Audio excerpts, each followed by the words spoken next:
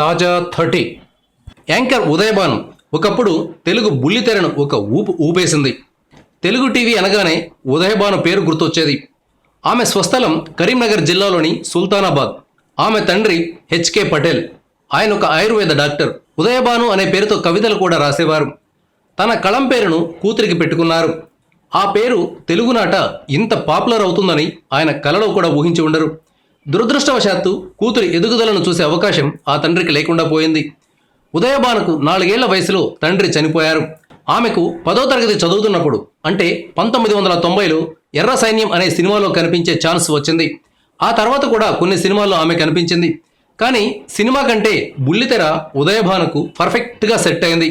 Glamour ప్రపంచంలోకి రావడం రెండు వైపులా పదునున్న కత్తి లాంటిదని ఆమె చెప్తారు. ఒక రకంగా వరం, మరో రకంగా శాపమని ఓ సందర్భంలో చెప్పారు. దారిన పోతున్నప్పుడు కుక్కలు మురుగుతుంటాయి, వాటి గురించి పట్టించుకోకుండా ముందుకెళితేనే సక్సెస్ అవుతామని ఉదయభాను వివరిస్తుంది.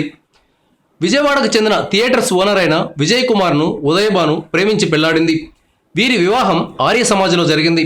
పెళ్లైన తర్వాత విజయ్ కుమార్ కన్స్ట్రక్షన్ బిజినెస్లోకి వెళ్లారు. ఈ దంపతులకు కవల పిల్లలు. ఉదయభాను చిన్నప్పటి నుంచి కూడా కవల పిల్లలు కావాలని కోరుకునేది. జంట అరటిపండ్లు, జంట టమోటాలు, జంట వంకాయలు తినేది. అలా చేయడం వల్ల కవల పిల్లలు పుడతారని ఎవరో చెప్పారట. ఓసారి షూటింగ్ చేస్తున్నప్పుడు ఆమె ఎడమకాలికి ఫ్రాక్చర్ అయింది. అయినా విశ్రాంతి తీసుకోకుండా కమిట్మెంట్ మేరకు టీవీ ప్రోగ్రాములు పూర్తి చేసింది. ఇంతటి డెడికేషన్ ఉండడం వల్లే ఉదయభాను తెలుగునాట తనకంటూ ఒక ప్రత్యేకతను సంతరించుకుందని చెప్పవచ్చు. ఇటీవల ఉదయభాను తన భర్తతో కలిసి ఓ చోట కనిపించింది. Thank you viewers. ఈ వీడియో మీకు నచ్చితే లైక్ బటన్ టచ్ చేయండి. తాజా 30 ఛానల్కు సబ్స్క్రైబ్ చేయండి.